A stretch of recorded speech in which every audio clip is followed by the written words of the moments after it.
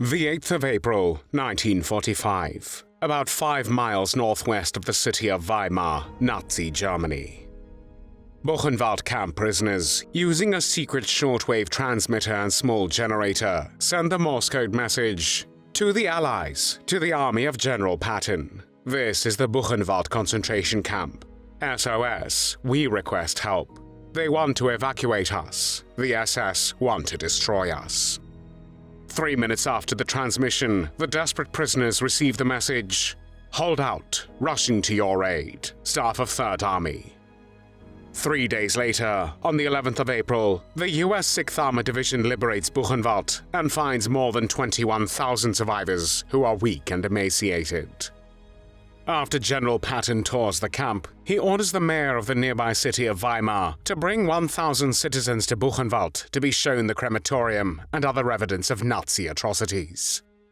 The Americans want to ensure that the German people take responsibility for Nazi crimes instead of dismissing them as atrocity propaganda.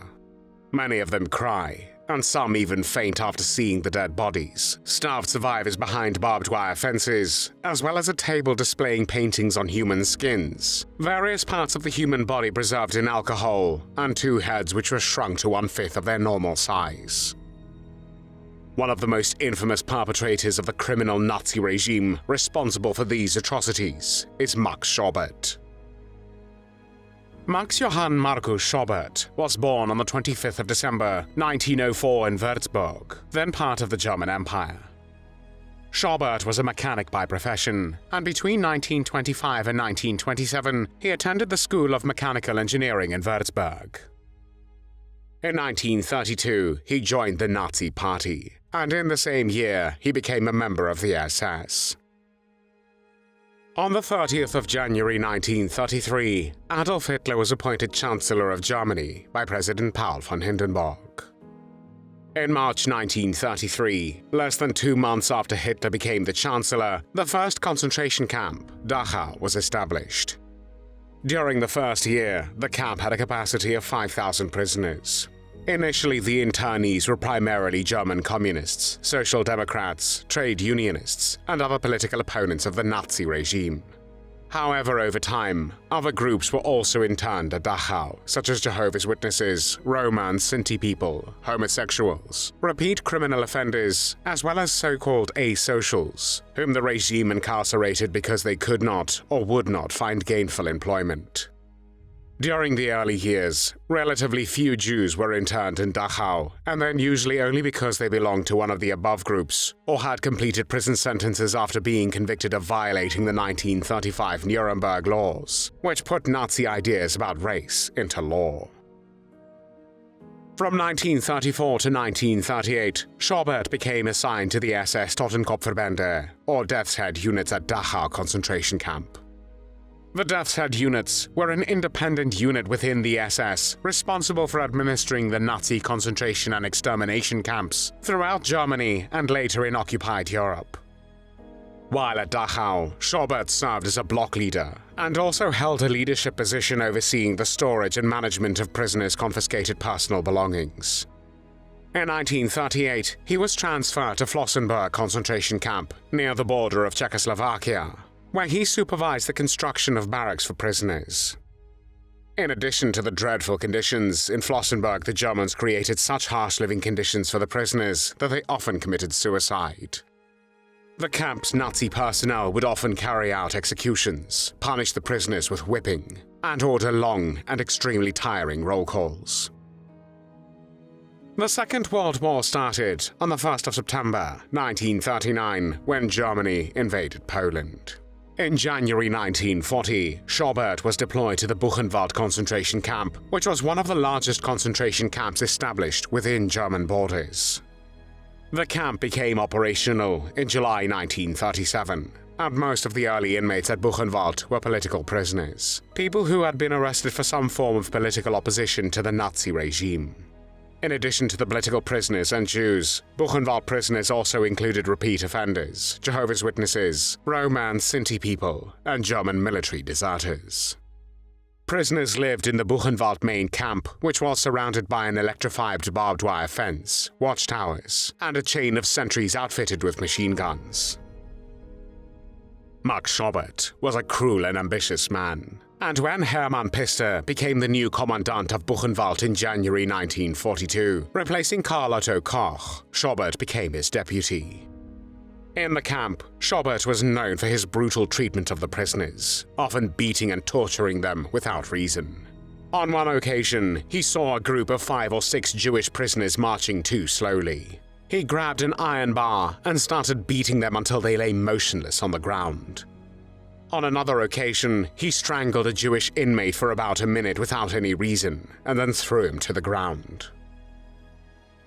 In November 1943, 2 Polish and 2 Dutch inmates attempted to escape, but were recaptured and punished with 25 strokes. 4 days later, Schobert announced over the loudspeaker that these 4 inmates would be publicly hanged by order of Heinrich Himmler, the head of the SS, as an example to the other prisoners.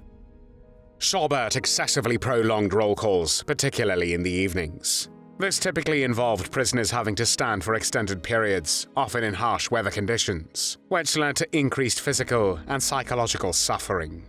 This practice was a form of punishment and control, causing exhaustion, stress, and sometimes even death among the inmates. If a prisoner could no longer stand, Schobert would kick, slap, and hit them with a dog whip. Once, he struck an inmate on the head with the iron knob of his dog whip so forcefully that it caused the prisoner to suffer a concussion of the brain. In addition to his brutality during roll calls, Schobert frequently used his dog to inflict terror and pain on the inmates. On one occasion, near the stone quarry, he set his dog on an elderly Polish inmate. The dog tore off the inmate's clothes and pieces of flesh from his body, causing him to bleed to death. On a different occasion, when a new transport of inmates arrived at the Buchenwald railroad station after they had traveled several days without food or water, Schobert ordered that the dogs be released on them to hasten their exit from the train. Schobert was primarily responsible for the executions carried out by Commando 99 and personally attended at least 300 executions. Commando 99 frequently used the notorious neck-shooting facility, primarily targeting Soviet prisoners of war for execution. Prisoners from the other concentration camps were brought to a former horse stable at Buchenwald, now falsely set up as a medical examination room. Under the false pretense of a medical check, inmates were lined up against a wall fitted with a measuring device. During what was supposed to be a measurement, they were executed by being shot in the back of the neck through a special hole in the wall. The floor was painted brown to hide the blood from new prisoners. Since these prisoners were brought to the camp solely for execution, their arrival and death were never recorded in the camp's official records. It is estimated that about 8,000 victims were executed using this device. Towards the end of the war, Schobert was once again transferred to Dachau concentration camp, where he served as the protective custody camp leader and was responsible for overseeing the prisoners and maintaining order within the camp. The Buchenwald camp, the place of Schobert's atrocities, was liberated in April 1945. On the 11th of April, the US 6th Armored Division liberated Buchenwald and found more than 21,000 survivors who were weak and emaciated. During the camp's existence, the SS imprisoned some 250,000 people from all countries of Europe in Buchenwald and murdered at least 56,000 male prisoners. About 11,000 of them were Jews. At the end of April 1945, Schobert fled to Austria but was arrested by members of the US Army in May 1945.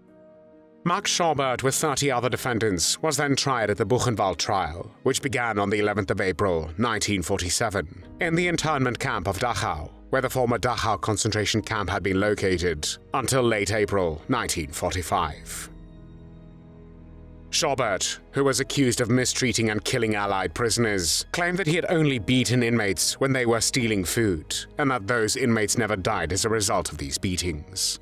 Schobert also mentioned that he had had a dog, but had never bit anyone, and that he personally never set his dog on inmates. Finally, he rejected accusations that he was responsible for the mass executions performed by Commando 99 and claimed that he was present there only as a witness. However, his lies did not help him escape justice. On the 14th of August 1947, the US military tribunal found Schobert guilty and sentenced him to death by hanging. Several clemency appeals filed by his sister and others were rejected by the court. When Schobert was hanged on the 19th of November 1948 in the Landsberg war criminal prison, he was 43 years old. There were no tears shed for Max Schobert.